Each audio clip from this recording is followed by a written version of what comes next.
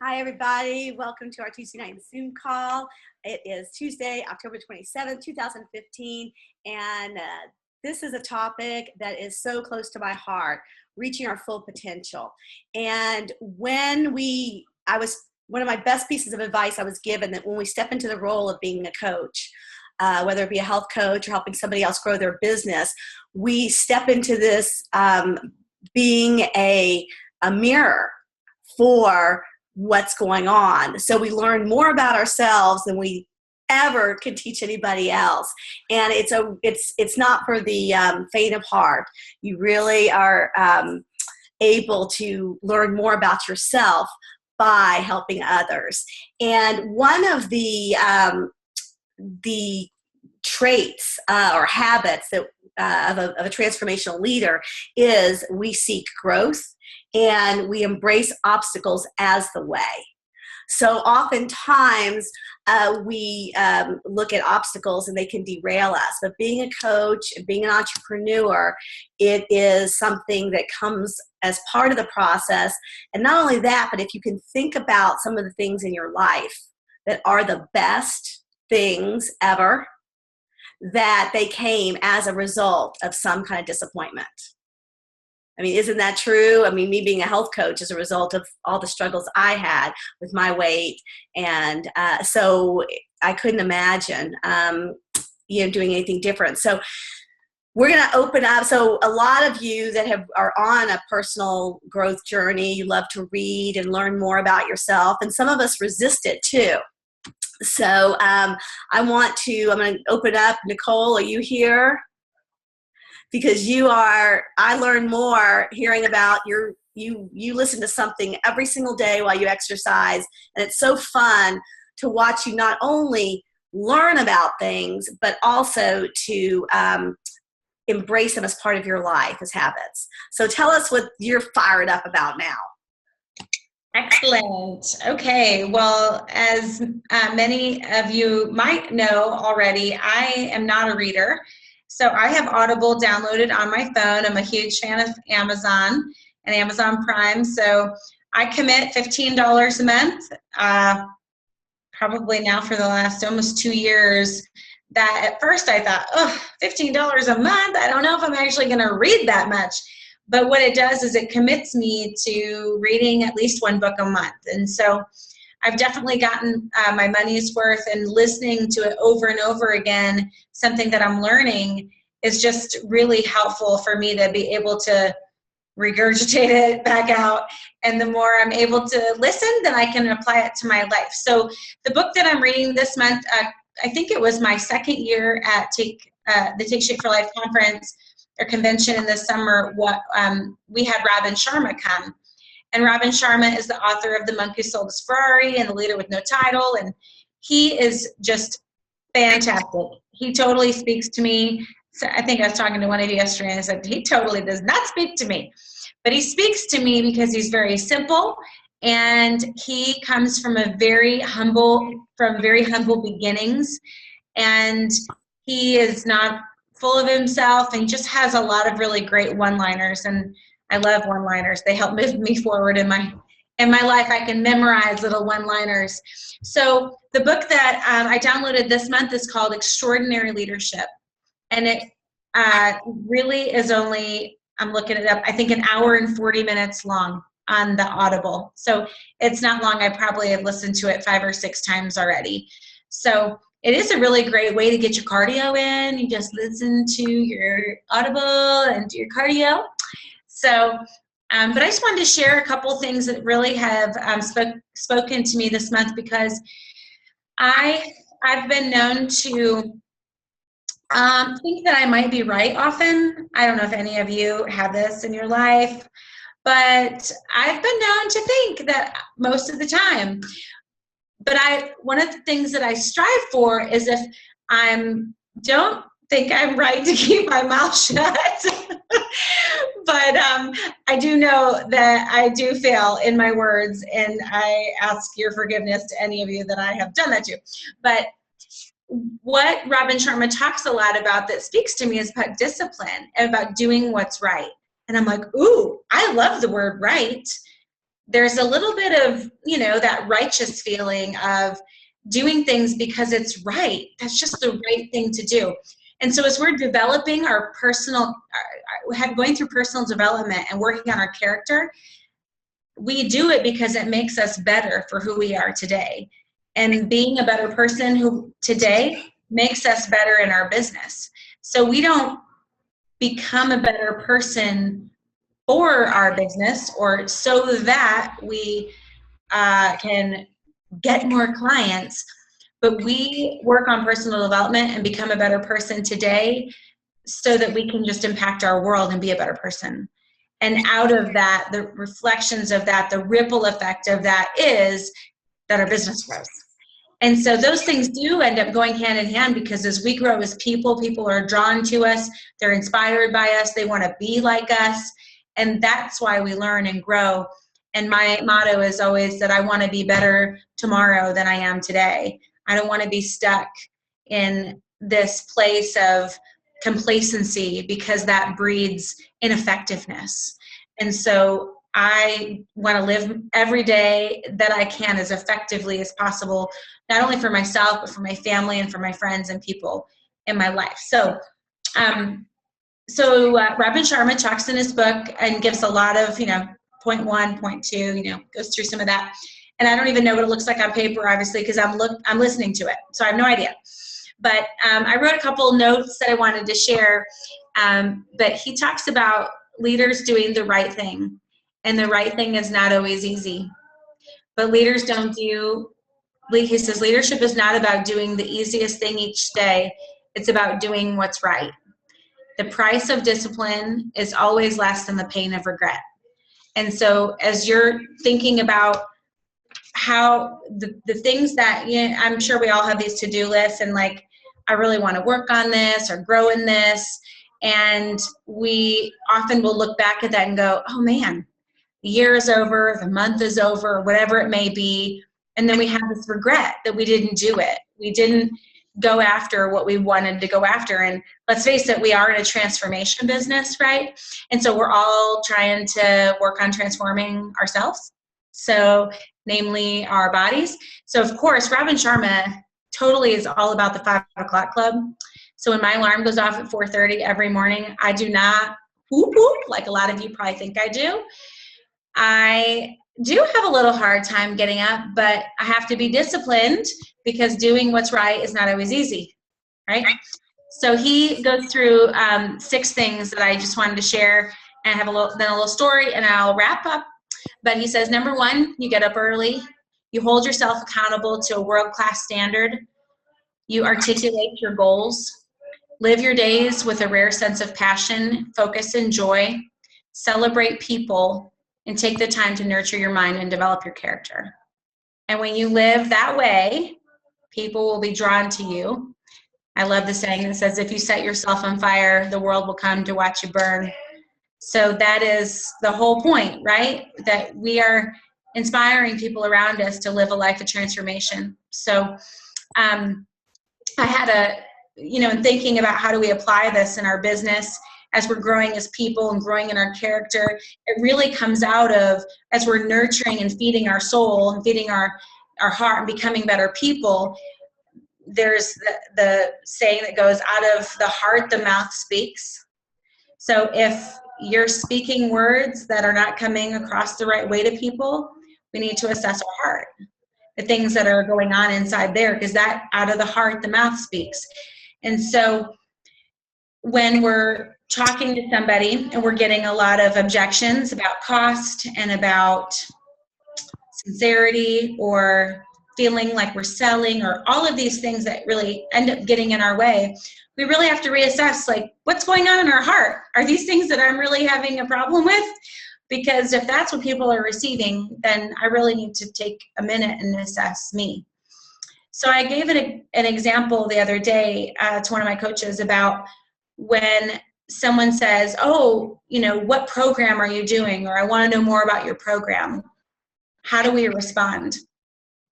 And I propose that one of the best answers back is to say something to the effect of, well, are you asking for yourself or for someone you love? because that way it totally sets the whole conversation about service. And so as you continue to indulge in conversation, it really comes out empathetically about, we don't put on our, oh, you've asked me about my business? I cannot wait to share. It's just about, as health coaches, we come alongside people. And so when someone asks us about what we do or about our program, or we ask a lot of questions and maybe even say something like, as a health coach, we offer so many things that I want to make sure I'm speaking to what you're asking. And so it really is about them. It's not because we're trying to hide anything. It's not because, we're trying to be suave and get the sale. It's because we're really just trying to speak to what it is they're looking for. And so that's really been on my heart a lot. And I think it applies to this extraordinary leadership. Being a leader is not easy, but it's about doing the right thing. And the right thing is serving the people that we're coming alongside, even if it means that 5-in-1 is not the best fit for them, even if it means they won't make a great health coach. It really comes down to, what are they looking for? And as a health coach, how can we come alongside and really serve them to the best of our ability? And if we're not the best fit, can we lead them in the right direction of maybe someone who is? So love it.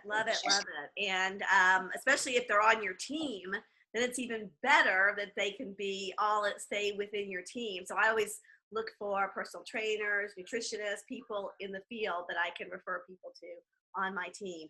Love that, Nicole. And Nicole, another thing, sometimes when we think about right, wrong, good, bad, there becomes judgment, and we become, like you say at the beginning, self-righteous. You read another book, Change Your Questions, Change Your Life, and it talks about the judger and the learner. And so can you just speak just a second about that in terms of coming with a mind of a learner versus a judger? I got this.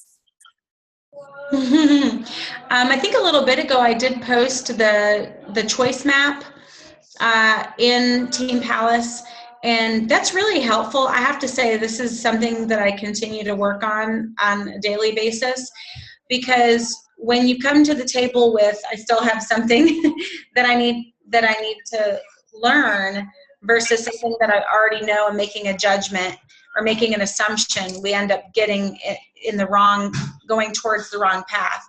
And so this choice map really helps you to be able to ask the right questions. And part of that is just what I shared about how to even start a conversation.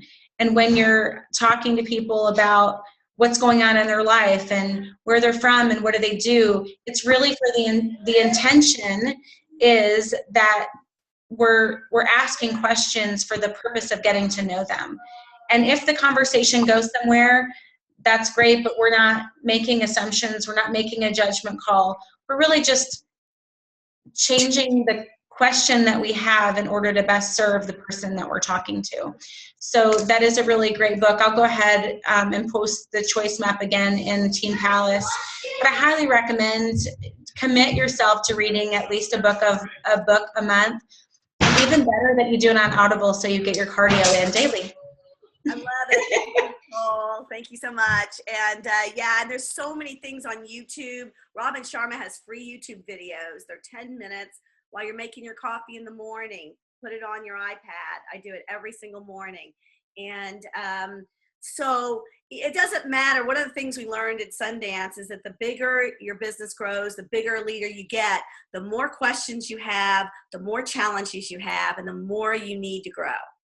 So it never ends. And so Dee, you've been growing, your business is really rocking right now.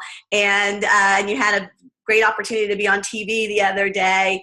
And it was so funny because you called me and you sounded like a beginner right back at the beginning of, when you just got started as a health coach. It was so funny because, I noticed that I said, she's got this.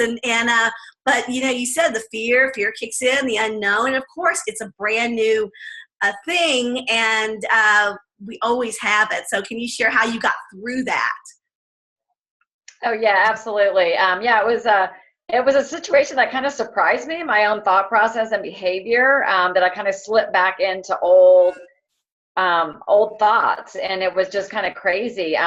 Like Nicole said, I mean, I think that every step of the way as I've grown as a business owner in Take Shape for Life, it's just forced me to develop skills I just never had before. I've been successful in other areas of my life, but I just had to do things in this business that I haven't done before. And a lot of it is just changing the way that I think and the way I look about things. So I'm all about the Robin Sharma, Darren Hardy, Zig Ziglar, Jim Rohn. I mean, I immerse myself in something positive every day, in addition to my daily devotionals every day. I mean, I just feel like the power of the brain is it's powerful, and it can work for us or it can work against us. So I always try to stay in the positive. But this TV thing had come up, and it was something totally new for me. If you weren't aware, I had the opportunity to do a 3-minute segment on the Fox 5 Atlanta News that was live, and it was a Saturday morning thing. And I about 2 weeks beforehand was given the opportunity, and I was out in Utah, and I was super excited about it, and didn't put a lot of thought into it because I knew it was in the future. It was something I could worry about. And then when I got back, I'm a planner. I like to know what things are going to look like and have a plan and a strategy. And I couldn't quite get that with this. The media people that I were working with, it was only going to be like the Wednesday before that they could talk to me about what it was going to look like. So these fears started kind of creeping into my mind, just not knowing what was I going to cover, what was I going to say. And stupid, this is what I get hung up on. Like, what would my table look like? I don't have nice dishes, and should I make it look like it was a tailgating thing? Crazy things. What am I going to wear? What if I sweat? Like, just stupid stuff started going through it was just derailing me, and it was distracting me from my other work. It was waking me up at night. It was just crazy. So it was funny because I had my mentoring call with Susan, and I mentioned, I said, I'm kind of freaking out. And she goes, about what? And I'm like, what do you mean about what? Like, to me, it was such a big thing, and in her mind, it wasn't. So long story short, I mean, kind of what I had to realize, I think it was the Thursday beforehand, I opened one of my devotionals, and it was about worry, and of course, I think anytime we worry about things, we're kind of disrespecting God, and we're not putting our faith in him. So that was kind of a wake up call. And then I had to kind of figure out, what was I afraid of? Like, what was it that I was really afraid of? And it wasn't, those of you guys that know me, I'm very comfortable speaking in front of a group. I teach group fitness classes. Like, it's just my thing. I mean, it doesn't mean that I don't get butterflies about it, but I don't get really nervous or upset about it. But what I realized, what I was focusing on, was I felt like this was a real opportunity for credibility for us, for me as an individual, for my team, for us as an organization. I just felt like if this came out good, by no means did I expect any clients to come, be calling the station, oh, let me talk to that girl. I just felt like it would really, really help us and elevate all of us from a credibility. So I think I was feeling the weight of that I just wanted to be something powerful that we could use, and hopefully establish something that we could have something maybe ongoing with the news station. So I had to kind of figure out then what I was afraid of. And then I had to do what I'm really not that good at, is I had to kind of reach out and ask for some help. So I called my neighbor, and I was like, she's my Martha Stewart friend. And I just had to say, listen, I got this gig, and I don't know what my table's going to look like. And she's like, oh my gosh, come over. And so we came over. Well, then we decided to role play, and it was so funny because we just started making up these scenarios that could go wrong, that could go viral. And so we just got into this humor mode about it. And that helped a lot. And then I called Julie. I called Julie Apple, because Julie's been able to have news segments. And so she gave me some really, really good practical advice. So once I kind of had all that down, I realized, okay, I got a plan. I can do this. And then what I also did was I went back to, in my thought process, what I had to do a couple of months ago when I had another big goal that I wanted something to happen and I wanted to be successful at. And it was relying on what I had learned through Dave Blanchard's book. Dave Blanchard spoke at National Convention, and his book is Today I Begin a New Life. And Susan's got it up right there. And two things that work for me, the way that he phrases things, is that it's a lot on visualization. So he's got a visual, like an example in his book about, like, if you've got something really, really challenging, almost picture like there's a big wall, like there's this big wall, and on the other side is your obstacles. And basically if we want to get through something, or get through something hard, is that we basically there's a ladder on the ground. We've got to pick up that ladder, lean it up against the wall, and climb up it. Basically just meaning we got to work through all this stuff, and we've got to peer over to the other side and see ourselves on the other side of all that. And so like he gives an example in the book that if you have to do a presentation, it's like being on stage, because that's something that makes people really nervous. We actually have to visualize it. We have to see ourselves on stage. We have to see ourselves being successful, and believe in our mind that that's going to happen. So so I really that's what I did. I mean, I just laid in bed and I visualized that set, which I didn't know what it was going to look like, but just visualize, you know what, it's going to go well. And then, the day before, I just joked with my class. I taught a jazzercise class, and I finally just said, you know what, two things are going to happen. Either one, it's going to be good, and I'll be able to use it the way that I want to, and you'll see it on Facebook and all that. And two, if it doesn't, I'm just going to file it under E for experience. And I had to just be able to, give myself a break that if it wasn't perfect, and believe me, it was not perfect. I mean, there are things that, but I think all things considered, I was happy with it. So. Oh, that's great. Y'all love that process that she went through. I mean, she didn't ignore one feeling that she had. She, laughed through, she got help. It was really very cool. And I love what you kept coming back to. My thought process, my thought process, my thought process, my thought process. And that's what it is. It's just a thought process. You don't have to always believe everything you think, because we have conditioned thoughts. So I'm going to show you a great tool, and depending on our time, how much I'll show. Dave Blanchard, Today I Begin a New Life, has a free assessment that you can take. And it talks about your thought processes and the possible, how balanced they are, if they're good, they're your strengths. And then sometimes your thought processes you can be high risk of thinking in a way that's not serving you. And so he looks, and then he coaches you on it. So basically, I'm going to show you, go to intentionalcreation.com, and we're going to go there. And then you're going to upgrade, because he gives you coaching on it and an evaluation. So it's normally $40 to upgrade. It's free. $40 to upgrade. If you put in TSFL in the code, you'll be able to have that for free, the upgrade. And I'll show you a little bit what it looks like. It'll be true reveal to me. But one of the things, I'll show you mine. One of the things to know is that most entrepreneurs have this tendency to be able to visualize very clearly. It's a entrepreneurial thing that we have. Most of us have it. The danger with it is that we can create something, we can visualize ourselves in a way that is so far out there that we neglect the work it's going to take to get there. So we see ourselves already there, we're done, and then we miss all A, B, C, like Dee talked about climbing the ladder. We just fly up there, and guess what happens when it doesn't happen? We get disappointed. And then we go into catastrophe. So I'd love for all of y'all to do it, because I can flag you on, okay, catastrophe, right? Or vivid, we all get too vivid. Oh yeah, I'm going to be, national director, and there's not a senior coach on the team. So it's like, you really want to look at moving through, because the moving through is where we grow. That's the muscle. No one looks like gets a body unless they build the muscle. So I'm going to show you guys. So intentionalcreation.com. I'm going to share my screen. We may run a few minutes over. If you want to get off, please feel free to. And then if you have any trouble upgrading, let me know, and I'll give you his assistant, who's already given me go ahead, that Take Shape for Life. Y'all get the free. You may even get the book too. I'm not sure if he'll send you a book as well, but you'll want to get his book, because he'll refer to the book as well. All right, so here we go. Okay, where are we? I'm going to minimize this. Hold on.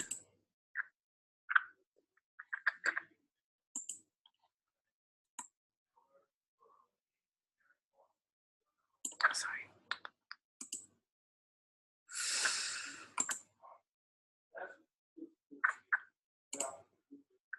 Okay, so here we go.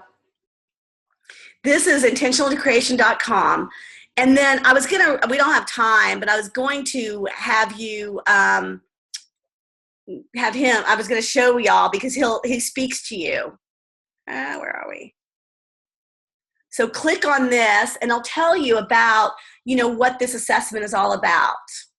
And now I'm going to go to my assessment. And that's what the updated one is. So go ahead and do that and start there to do your free assessment. All right. So basically it's going to look at how do we relate to our outer world and how do we relate to our inner world.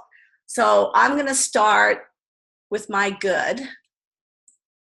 With every strength, there is a frailty. That is one thing I've learned that's served me well. Okay. So here's my, let's see what I can do here. All right. This is my assessment. What basically, you're reviewing your outer world. I'll go back to my inner world in a second. But we have, with the green says, these are our natural strengths. These are your gifts. There are chances, and then there are your risk levels. This unhealthy habit of thinking will impact your performance. And what are the chances of that? Low risk, moderate risk, high risk. So if anyone,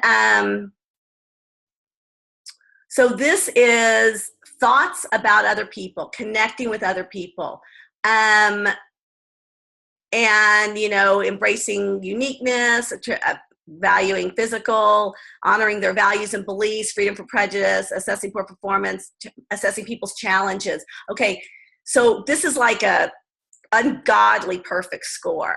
So if anyone thinks that I'm not empathetic or if I'm, judging them, you can be pretty sure that's not me. So this is pretty darn high, which is pretty kind of cool, which is probably why I'm successful in this business, I will say. Now, these are thoughts about doing. So these are the thoughts I have about doing something. So sustaining passion, completing tasks, overcoming obstacles. So I'm going to read you what he does is, overcoming obstacles. So I'm going to click this on. Let's see if we can hear this. When we are proactive, can y'all hear it? We are present in the now, clear and decisive. We keep obstacles in their proper perspective and are willing to confront difficult or challenging problems or issues as they occur. These are my thoughts. Occasionally, these thoughts might encourage you to procrastinate by minimizing the importance of doing things now, turning mountains into molehills. Now, the risks. Should you choose to listen to these thoughts, you might procrastinate doing difficult, bothersome, or burdensome tasks and justify the delays by minimizing the seriousness or urgency of the problem. You may waste enormous amounts of energy obsessively thinking or worrying about the task between now and when you have no other option than to complete it. Have you ever come home from your day job, sat down in a comfortable chair, promising yourself it will only be for a few minutes, and found yourself still sitting there when it was time to go to bed? Have you ever promised yourself that tomorrow night it'll be different? Is it? What impact could these thoughts have on your ability to engage, take action, serve others, and intentionally build a better life? How do you feel when you finally jump in and complete one of these tasks? Oh, it's joyful. As an intentional creator, we want to be proactive. Whether we are procrastinating because of fear or feeling irritated because something is impeding our progress, it is time to live in the now and take action. Okay. And then it goes on to disciplined thinking, creating order and structure. These are real interesting because many people in our business, an entrepreneur will resist order and structure. And so when you are coaching someone and you tell them what to do, and you go by, they don't like rules either, we will turn them off. Everybody has a way of thinking. So now We just tap back into you. Now, so my outer world, when I'm dealing with other people, I see them very clearly. But when I go to my inner world, I don't always see myself so clearly. So that's pretty, my inner world. He'll tell you all about, you watch these assessments, watch his videos. And then again, the vivid visionary, here again, I can have those thoughts that maybe take me too far out in the future. Perfectionism, this tendency, that's where procrastination comes in, because I could have a tendency to be perfectionistic. And again, I can go through these, or you can go through these on your own. But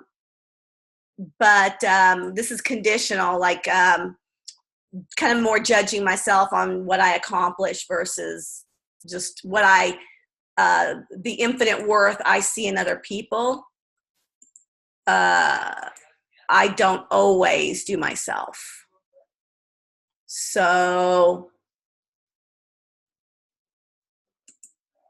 let me just take you in. So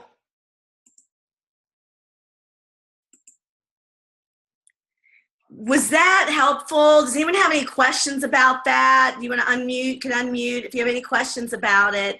But go online, take the assessment, upgrade, and see about, your own results. But it's real interesting that everybody who you could come in contact with, whether it be a potential client, a child, a health coach, they have a set of thoughts. And to break down those walls, even with people you love, there is a wall up. And your job is, the more empathetic you can be, the more you can connect with someone, you'll break down the walls, and then you can have a great dialogue. But if the walls are still up, or we come out with people with rules and things and the conditions, most entrepreneurs are not going to go for it. So anyway, does that help? Is that a good resource that y'all would like to use? Sure. Any questions? All right, we'll try it this week, and come back next week, and also post some of your own things that you've used for personal growth, personal development, and maybe next week we'll have a chance to share some more. Keith Ferrazzi wrote Never Eat Lunch Alone. It's a great one about networking, and it's developing relationships. And so that was one that I've been listening to as well. Anybody else have one that if we have any questions? Yeah, so contact me with any questions, and post on Team Palace if you have any great books or ideas or anything you got from the books and tonight. So anyway, have a great evening, everybody. Have a great week, the last week of the month. Help as many people as possible. And we'll see you next week. Thank you.